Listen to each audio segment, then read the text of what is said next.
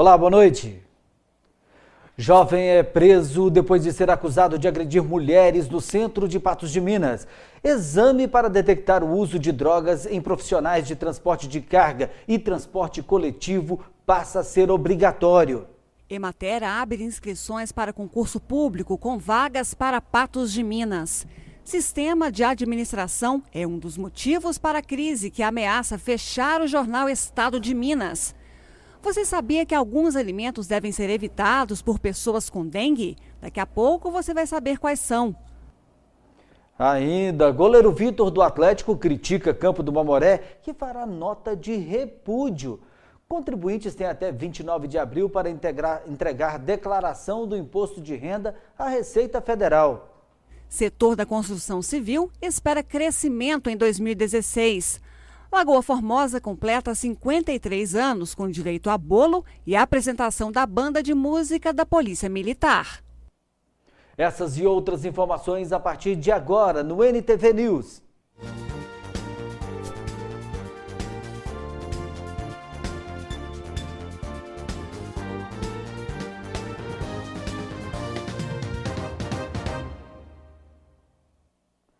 Depois de ser acusado de agredir algumas mulheres no centro de Patos de Minas, um rapaz de 26 anos foi encaminhado à delegacia. Bruno disse à polícia que estava revoltado com o atendimento prestado pelo INSS. Foi a população que acionou a Polícia Militar para comparecer no centro de Patos de Minas após presenciar cenas de agressões. Estava escolhendo aparentemente somente mulheres, ele parece estar com algum surto psicótico. Ele estava escolhendo essas vítimas aleatoriamente, assim, sem um motivo aparente. Ele agrediu 3 mulheres, tem 2 vítimas aí que são idosas. Bruno Vinícius disse aos policiais que estava revoltado com a situação no INSS. Por isso, havia agredido as pessoas. Ele disse que é portador do HIV, que foi passado a ele por um indivíduo e que esse indivíduo conseguiu se aposentar pelo INSS e que ele está tentando e não consegue. O preso não possui passagens pela polícia. Ele foi encaminhado para a Delegacia Civil de Patos de Minas e será ouvido pelo delegado. Não, ele não tem passagens. Bom, será feito o relato da ocorrência, né? Será passado para a Polícia Civil e o delegado vai tomar as providências aí de praxe da Polícia Civil. Depois de uma longa espera, as obras de pavimentação e melhorias do trecho da MG 230 entre Rio Paranaíba e Serra do Salitre finalmente serão entregues. Participam da cerimônia, marcada para esta quarta-feira, às 10 horas da manhã, no trevo de entrada para Rio Paranaíba, o governador de Minas Gerais, Fernando Pimentel, e o vice-governador Antônio Andrade.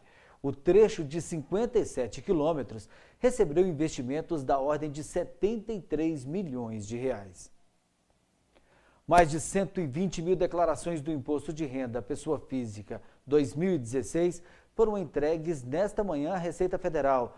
Os contribuintes têm até o dia 29 de abril para prestar contas ao leão.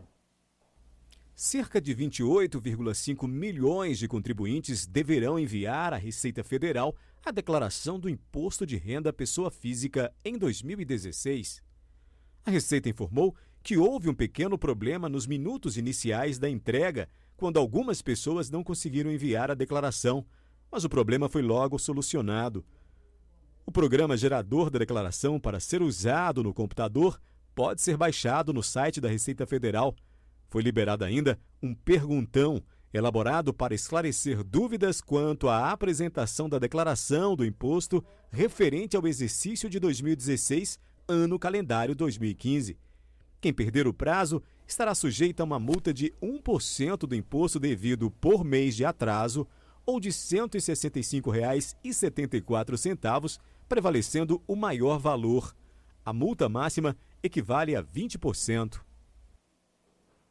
Começou hoje o desligamento das 21 usinas termoelétricas com preço de geração superior a 250 por megawatt-hora. Na prática, isso significa que a conta de energia terá leve redução, já que vai sair da bandeira vermelha para a amarela. A medida irá reduzir o custo extra de R$ 1,50 a cada 100 kWh consumidos. Essa taxa deixará de ser cobrada a partir de abril, quando será adotada a bandeira verde. O sistema de bandeiras foi criado com o objetivo de informar mensalmente ao consumidor se a energia consumida por ele está mais cara ou mais barata. Com a melhora da situação dos reservatórios das hidrelétricas e a entrada de energia nova no sistema, foi possível iniciar os desligamentos das termoelétricas com custo mais caro de geração.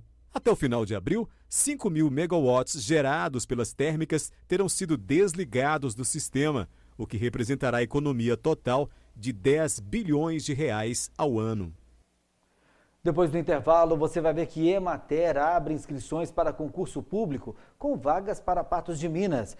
E sistema de administração é um dos motivos para a crise que ameaça fechar o jornal Estado de Minas.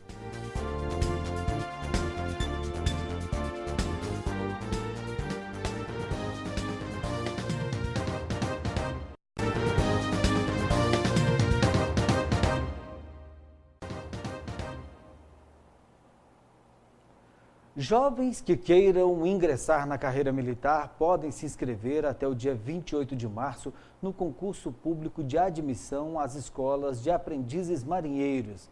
São 1.340 vagas para homens solteiros entre 18 e menos de 22 anos no dia 1º de janeiro de 2017, com ensino médio completo na data prevista para verificação dos documentos. A inscrição pode ser feita pelo site www.ensino.mar.mil.br. A taxa é de R$ 20. Começaram hoje as inscrições para o concurso público da Emater. Ao todo, são oferecidas 100 vagas destinadas a profissionais dos níveis médio e superior. Há vagas, inclusive, para Patos de Minas. As inscrições terminam no dia 6 de abril. E as taxas variam de R$ 60 a R$ 90. Os salários variam entre R$ 2.134 a R$ 5.194, com carga horária de 40 horas semanais. As 45 vagas para os cargos de nível médio serão distribuídas da seguinte maneira: 22 vagas para assistente administrativo 2, uma vaga para produtor de VT e audiovisuais, 21 vagas para extensionista agropecuário 21 vagas para extensionista agropecuário 1, uma vaga para auxiliar técnico, suporte e informática. Já para os cargos de nível superior, serão 55 vagas, 25 delas para o extensionista agropecuário 2, 9 vagas para extensionista de bem-estar social 2, 14 vagas para assistente técnico 1, 2 vagas para auditor, 2 vagas para analista de sistemas 1, e 3 vagas para assessor jurídico. As inscrições devem ser feitas pela internet no site www.gestãoconcurso.com.br. Na segunda reportagem sobre o jornal Estado de Minas, o repórter Renato Franco mostra que a empresa é administrada por um condomínio. Segundo especialistas, esse sistema de administração seria o principal motivo para a crise que ameaça a empresa de 84 anos de existência. Nas bancas, o Estado de Minas já não atrai tanto o interesse. Os tabloides mais populares saem mais, mas o jornal ainda tem leitores fiéis, como o seu Luiz. Há mais de uma década, ele se informa pelas páginas de política, economia e cultura. O jornal é uma verdadeira escola, uma verdadeira faculdade para a gente saber dos assuntos. Então ele acabando vai perder, porque cobre inclusive os acontecimentos da grande BH, como cobre o interior também. A crise no Grupo Diários Associados tem a ver com o cenário político-econômico. O Estado de Minas, por exemplo, perdeu receita com a fuga de grandes anunciantes, como empresas do setor automobilístico e mineração. Soma-se a isso a escolha da linha editorial. O jornal apoiou nos últimos anos uma corrente partidária de oposição ao PT, que venceu as eleições aqui em Minas em 2014. No mesmo ano, Dilma Rousseff venceu Aécio Neves, o preferido do grupo. Assim, a verba publicitária, farta nos últimos 12 anos, ficou cada vez menor. Porque, efetivamente, o que a gente vê hoje, mudou-se o governo agora, então ele é contra o Estado de Minas e tirou suas verbas publicitárias. Isso já aconteceu no passado. E nem por isso o jornal chegou a ter tantas dificuldades como que tem hoje. Significa apenas que ele nem nessa ocasião se alertou de que as coisas estavam mudando. O jornal também perdeu fôlego nos últimos anos com a migração de leitores para veículos online. Mas há outro componente importante neste cenário de crise. O jornal Estado de Minas funciona como um condomínio, onde membros da família Teixeira da Costa, diretores e ex-diretores, recebem cotas de participação acionária de grande valor. Isto estaria provocando um sério desequilíbrio nas contas do grupo. O condomínio foi criado por Assis Chateaubriand, que abdicou de deixar para os herdeiros a fortuna em ativos. Este é o padrão da imprensa no Brasil. Hoje, famílias controlam a grande mídia. Os Marinho têm a Rede Globo, o Civita, a Editora Abril, os Frias, a Folha de São Paulo, os Mesquita, o Estado de São Paulo e o Saad, a Rede Bandeirantes. Tem ainda os clãs ligados a políticos tradicionais que comandam TVs, rádios e jornais regionais, como os Magalhães, na Bahia, o Sarney, no Maranhão e os Collor de Mello, em Alagoas. Com os diários associados, o Império foi alvo de longa disputa jurídica que chegou ao Superior Tribunal de Justiça.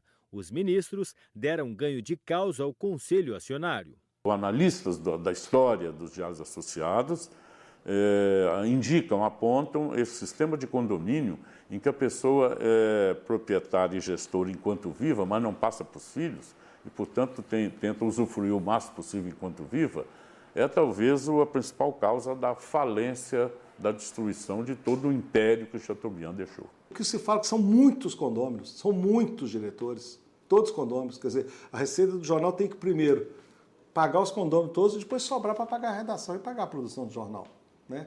Isso chegou num ponto que ainda mais vindo agora com a questão da internet, da mudança, né, de mídias, de publicidade, no meu entendimento, isso juntou as duas coisas. E o jornal está acontecendo como aconteceu com vários outros jornais, né? A tendência é se extinguir, infelizmente, né? Torço pelo contrário. Nossa equipe buscou de diversas formas ouvir a direção dos diários associados sobre a situação financeira do grupo. Não conseguimos resposta. Quem trabalha no estado de Minas também prefere o silêncio. Um jornalista com grande experiência na redação escreveu uma carta anônima onde pede união aos colegas. Ele se orgulha de fazer parte da história do jornal e da luta dos companheiros pela dignidade da profissão. Lembra também que desde que o então ministro do Supremo Tribunal Federal, Gilmar Mendes, derrubou a necessidade do diploma, os jornalistas vivem dias de desvalorização. E sobre a comparação feita pelo magistrado aos garçons, diz que não tem nada contra a profissão, mas que jornalistas não devem receber gorjetas pelo trabalho. O professor e pesquisador torce para que o Estado de Minas supere a crise pelo valor de seus profissionais e contribuição ao jornalismo ao longo das décadas. A marca Estado de Minas, ela mora no coração dos mineiros e, no fundo, todas as pessoas querem que ela represente também os mineiros. Portanto, a tendência é, se existir um projeto que agregue as coisas positivas dessa marca, a tendência é esse consumidor, esse leitor, embarcar junto com esse caminho positivo e dizer o seguinte: junto com o Estado de Minas também renasce o espírito do bom mineiro.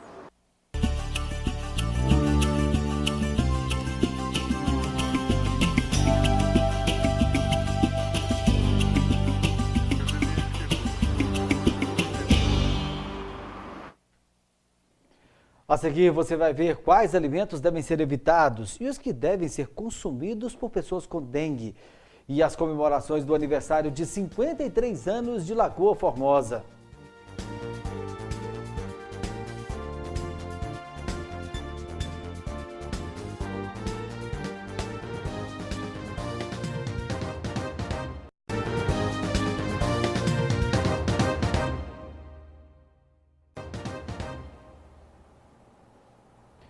Em meio à epidemia do vírus Zika no país, a nova versão da Caderneta da Gestante, recém-lançada pelo Ministério da Saúde, traz informações sobre prevenção e proteção contra o mosquito Aedes aegypti.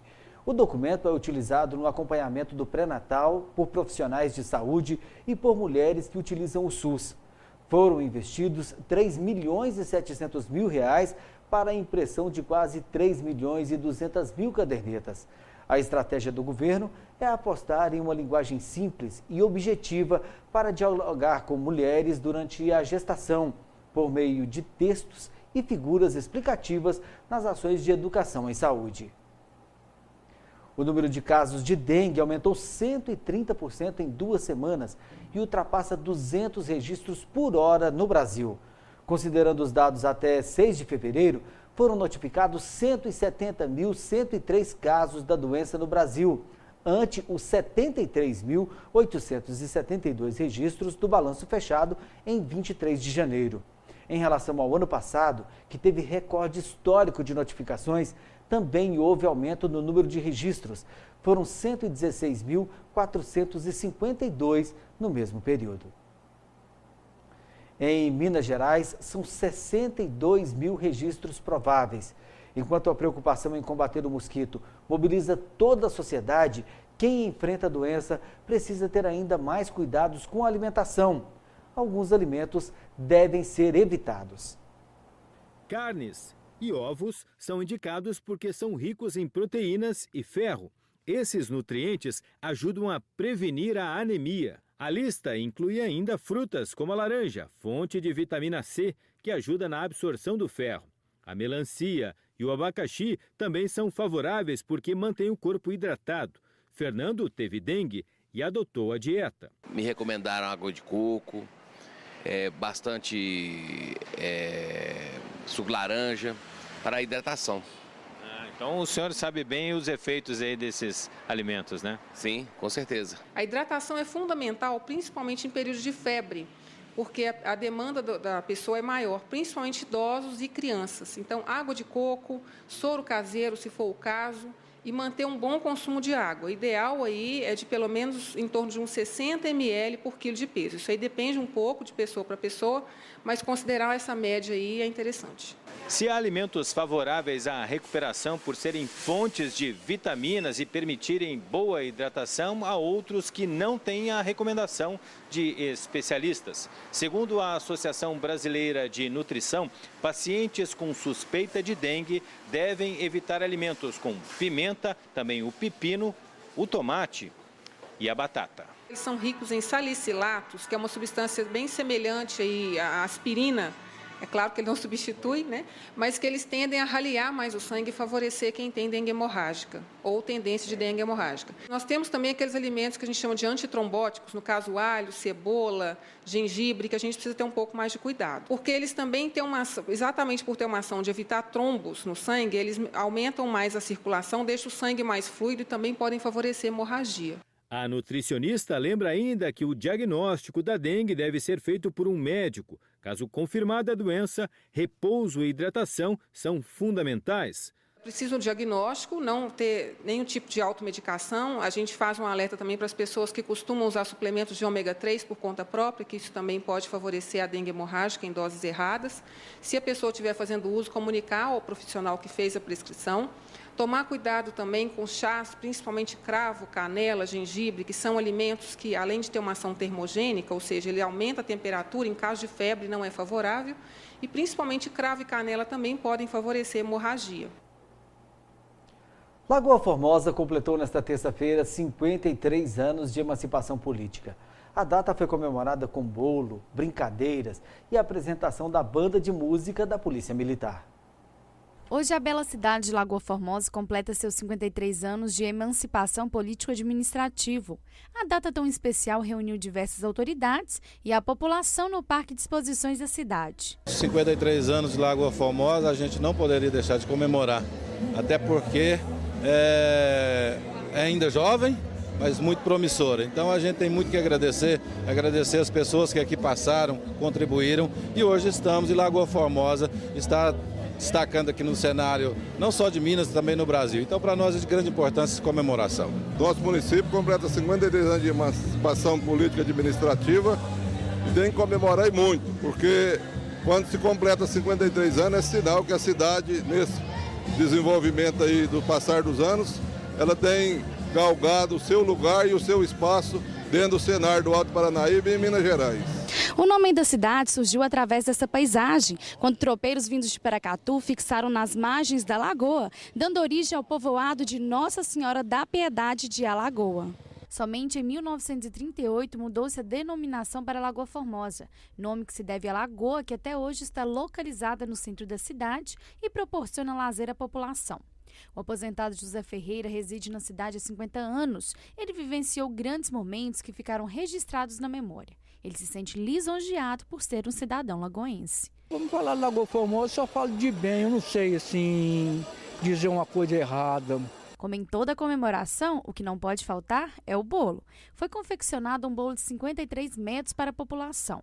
A abertura das comemorações contou com a apresentação da banda de música da 10ª Região da Polícia Militar. Houve também algumas homenagens, a entrega de veículos e máquinas agrícolas à população e uma série de atividades para a criançada. Eu vim para a festa da Lagoa. E tá brincando aqui nos brinquedos? O que você fez? Eu brinquei num tombo legal, tô bem pulando pula-pula. Tá divertindo bastante com os amigos? Tô. Eu já brinquei no pula-pula, já brinquei na piscina de bolinha, só. E tá gostando de se divertir aqui com os amigos? Sim. Dentre as autoridades esteve presente o tenente Teles, que ressaltou a importância do trabalho da Polícia Militar que vem sendo realizado na cidade de Lagoa Formosa. A gente tem que agradecer à sociedade lagoense, que ela é muito solidária. A Polícia Militar se faz presente em todos os eventos. A gente tem que também prestigiar a Prefeitura e a Câmara dos Vereadores, né?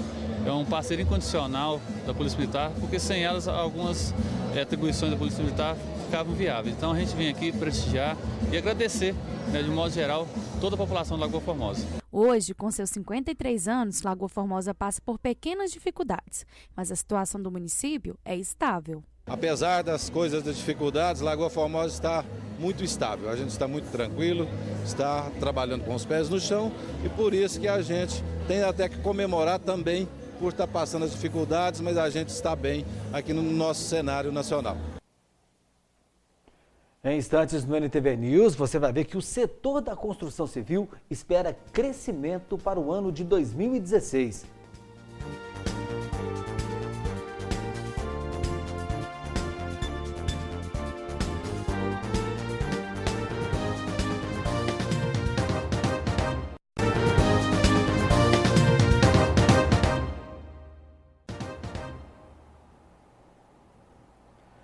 O emprego na indústria caiu em janeiro pelo 12º mês consecutivo e registrou recuo de 0,8%.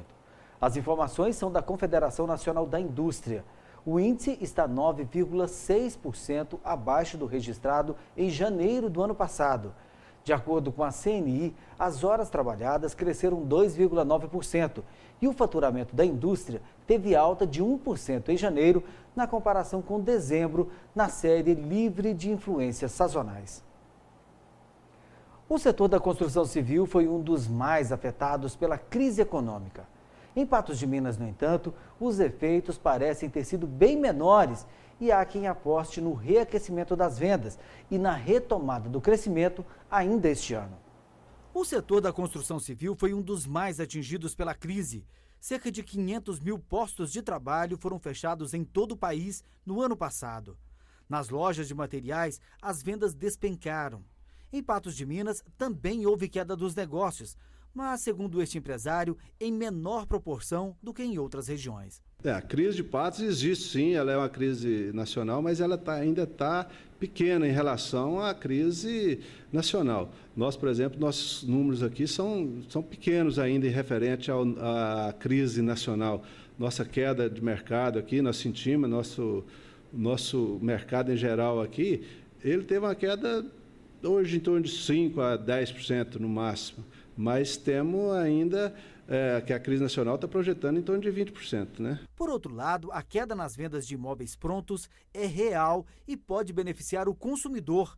Com maior oferta de casas e apartamentos no mercado, os compradores passam a ter maior poder de negociação. A gente tem que basear o seguinte, quando a situação está à vontade, está disparada, todo mundo quer levar um pouco de vantagem, né? E agora não, agora vai acomodar e vai nivelar os custos, vai voltar os preços normais, que estava o preço meio abusivo da construção civil, vai voltar o preço normal, um lote vai voltar o valor que valia realmente, o apartamento em si também vai voltar um valor acessível para que todo mundo tenha condição de comprar, porque realmente o valor que estava aí há 2 anos atrás aí realmente estava meio alto.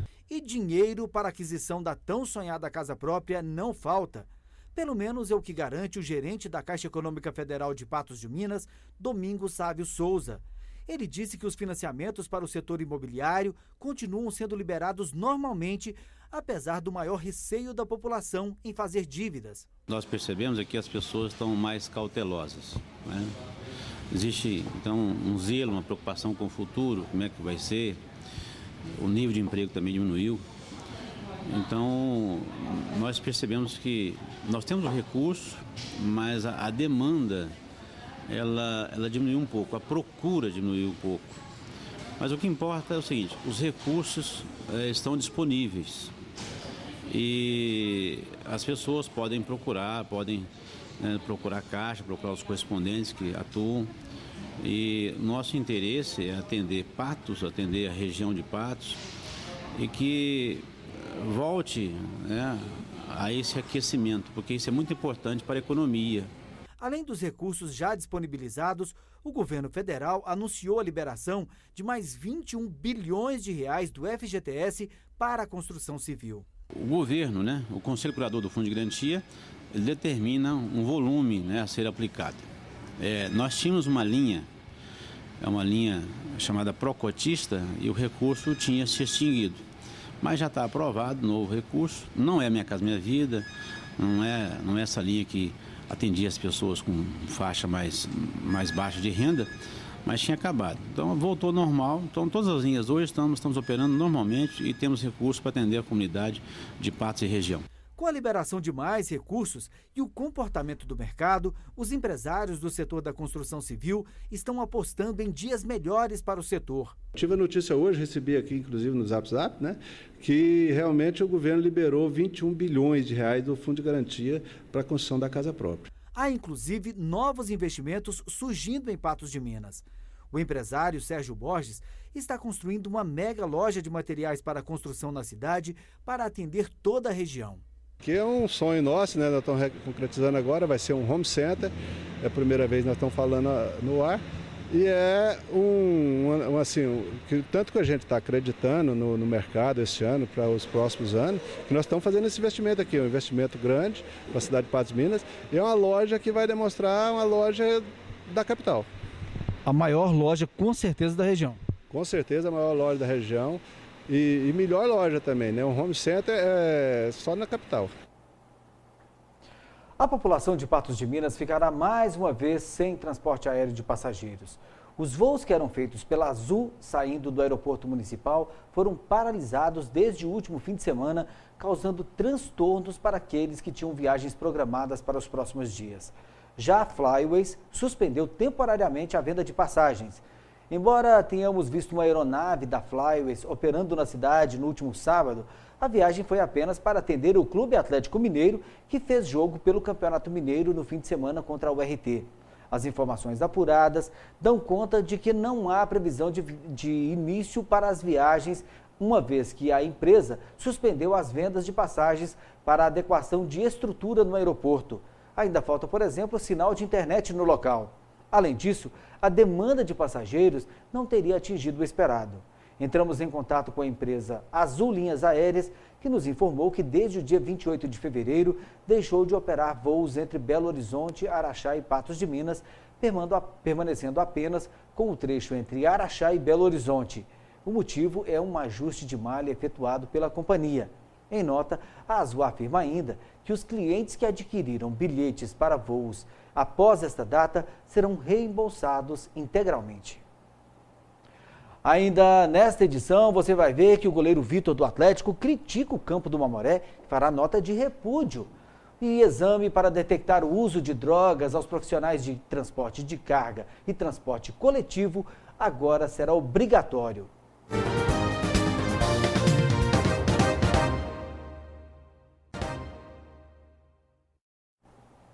A partir desta quarta-feira, o exame que detecta o uso de drogas vai ser obrigatório aos profissionais de transportes de carga e transporte coletivo no país. Os motoristas profissionais deverão passar pelo teste toxicológico para a detecção de consumo de substâncias psicoativas no momento da habilitação, renovação ou mudança de categoria. O motorista profissional que fizer o uso de drogas ilícitas, ou mesmo os chamados rebites, vão ter problemas para continuar trabalhando. A partir desta quarta-feira, as empresas de transporte terão que fazer um exame toxicológico em todos os motoristas profissionais. Através dessa lei federal 13.103, a lei dos caminhoneiros, vigorará a partir de amanhã esse exame toxicológico que é obrigatório para transportadores e motoristas autônomos profissionais das carteiras C, D e E. O que esses exames vão detectar? Eles são os exames de janelas largas que eles falam, que vão detectar a quantidade e o tipo de droga usado nos últimos 90 dias, que são cocaína e derivados da cocaína, maconha, anfetaminas, metanfetaminas, anfepramona, mazindol, femproporex e opiáceos, rebites em geral.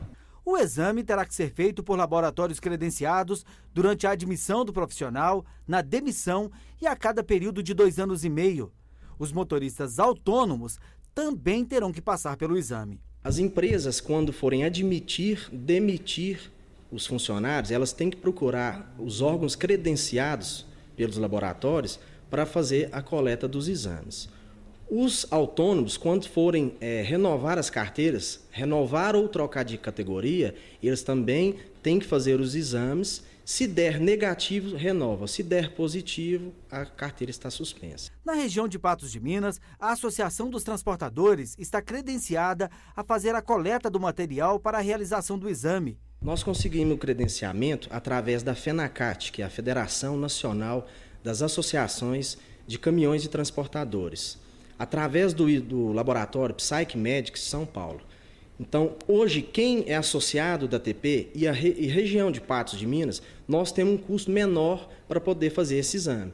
Estamos esperando agora, a partir de sexta-feira, a federação nos enviar os kits para as coletas dos exames e os procedimentos, os formulários, e vamos começar a fazer os exames a partir da semana que vem. Com esta medida, o Conselho Nacional de Trânsito pretende acabar com o consumo de drogas e substâncias psicoativas entre os motoristas profissionais e, com isso, reduzir os índices de acidentes nas rodovias brasileiras.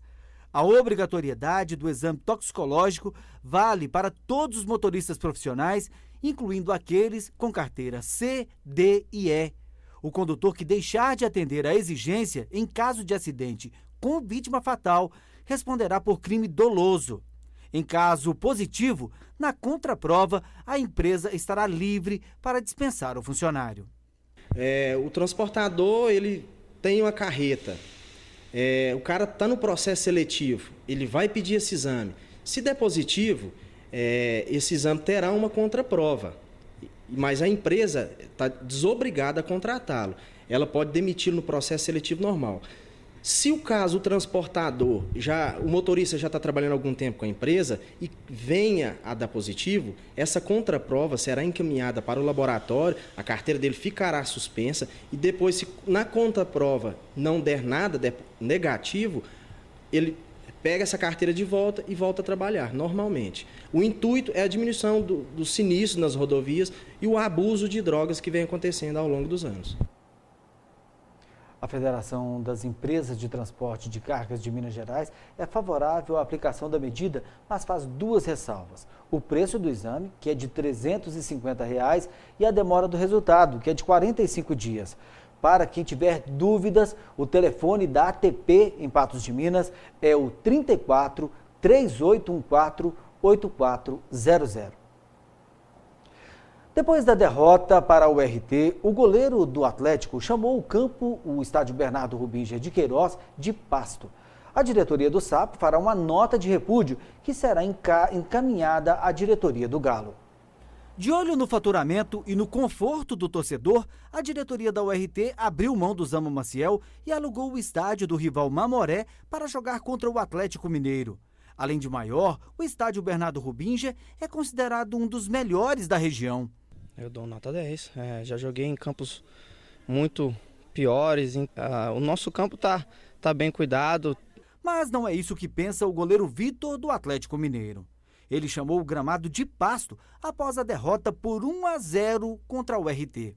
Batalhou, lutou, mas jogar nesse pasto aqui fica difícil, cara. É inadmissível você colocar em risco os jogadores num campo como esse. É difícil você jogar futebol, é difícil você tocar a bola. Então, talvez o erro que nós tivemos muito em decorrência disso aí. E como eu falei, as condições do gramado atrapalharam que eles apresentassem seu melhor futebol, né? É difícil você jogar num campo como esse aqui. A declaração do goleiro não agradou nem um pouco a diretoria esmeraldina. Essa declaração eu considero, né, uma declaração muito inoportuna, muito infeliz do atleta, porque a gente sabe do caráter do Vitor, mas ele fez essa declaração de uma forma bastante negligente. A diretoria, logicamente que nós vamos tomar conhecimento somente ontem, segunda-feira, e a diretoria, né, pediu para que a gente apurasse os fatos, que fossem verificados os áudios, vídeos, que fosse frisada a palavra pasto. Eu corri atrás e realmente, né, agora nós temos uma prova concreta. Ele deu uma entrevista para uma emissora de rádio aqui na região, onde ele cita a palavra pasto. A diretoria do Mamoré não concorda com esse tipo de declaração, até porque o Bernardo Rubinja de Queiroz é um gramado com grama esmeralda, é a mesma grama que era no Mineirão antes da Copa do Mundo.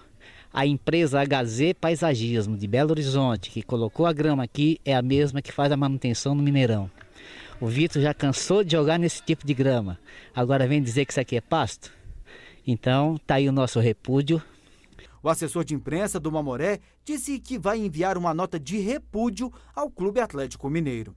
Nós vamos fazer um ofício para a diretoria do Galo, falando que nós não gostamos desse tipo de declaração e que não procede, porque se procedesse a gente ficaria calado, receberia a crítica e ficaria calado, mas não procede. Os jogadores da URT também se sentiram ofendidos com a declaração. Para o zagueiro Mauro Viana, o goleiro atleticano desmereceu a vitória da URT. Pra gente estava bom, normal, acho que sempre vai encontrar campo com problema, com defeito, mas acho que isso aí não é desculpa não, o que manda é dentro do campo e a gente conquistou a vitória por méritos. Eu acho que se ele falou isso é porque ele vê que nossa equipe não tinha chance de ganhar deles e a gente ganhou e para mim não é desculpa, isso é vitória, ganhamos e já era. Por hoje é só. Outras informações da manhã às 11h30 no 30 Minutos e às 19 horas em nova edição do NTV News. Uma boa noite para você e até lá.